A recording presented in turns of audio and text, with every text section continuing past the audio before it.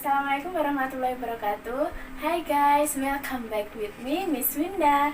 So today I will accompany you online studying because of COVID-19. Well, with this Erlangga book, you can study whenever and wherever you are.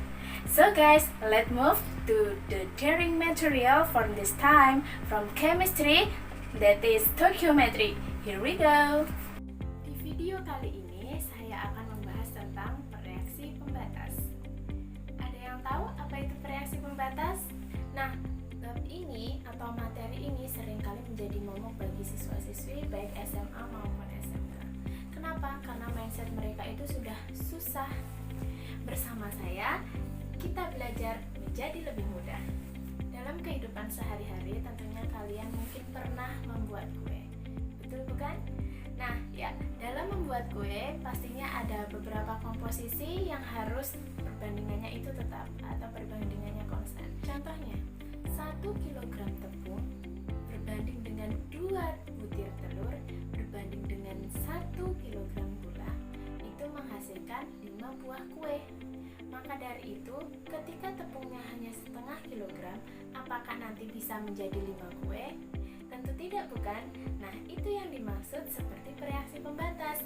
Jika bahan atau komponen salah satu itu sudah habis atau lebih sedikit dari komposisi yang semestinya, maka reaksi atau bahan itu tidak akan menjadi produk yang sesungguhnya.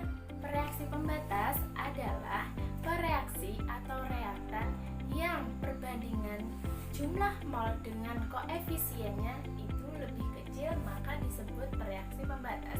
Di mana di situ reaktannya yang lebih kecil akan habis duluan sehingga tidak bisa menghasilkan produk.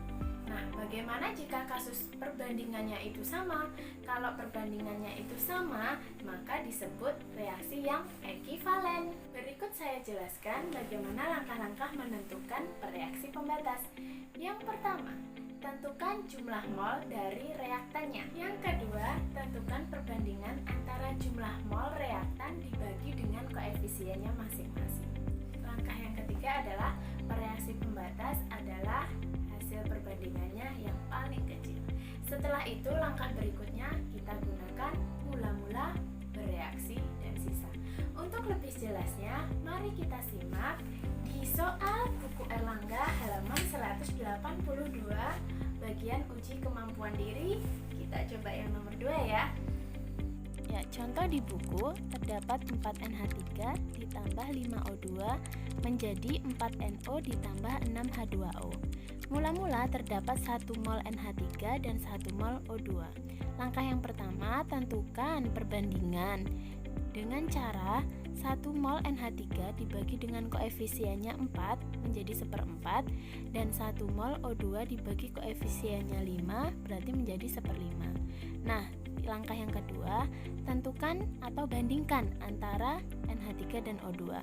1/4 dibanding 1/5, lebih kecil 1/5. Jadi reaksi pembatasnya nanti adalah O2 yaitu 1/5 atau sama dengan 0,2. Sehingga 0,2 dikalikan dengan koefisien NH3 dikalikan 4 menghasilkan 0,8 mol. Kita taruh di kolom bereaksi. Langkah selanjutnya 0,2 dikali 5 yaitu 1 mol, ditaruh di kolom bereaksi yang lurus dengan O2 sehingga O2 nya habis dan NH3 nya pada reaksi setimbang tersisa 0,2 mol. Begitu juga untuk NO dan H2O kita sesuaikan dengan koefisiennya. Setelah itu, maka yang terbentuk adalah NO sebanyak 0,8 mol karena koefisien NO sama dengan koefisien NH3 sehingga mol yang terbentuk juga sama. Nah, reaksi tersebut adalah reaksi pembatas, jadi bukan reaksi ekivalen karena ada zat yang berlebih yaitu NH3. Nah, mudah bukan belajar stoikiometri reaksi? Makanya jangan pernah takut untuk mencoba dan jangan pernah takut untuk gagal. Tetap semangat, berpikiran positif, dan juga tetap stay at home ya tentunya. Belajar kimia itu mudah, kimia itu asik. Terima kasih, sekian video dari saya, semoga bermanfaat. Wassalamualaikum warahmatullahi wabarakatuh.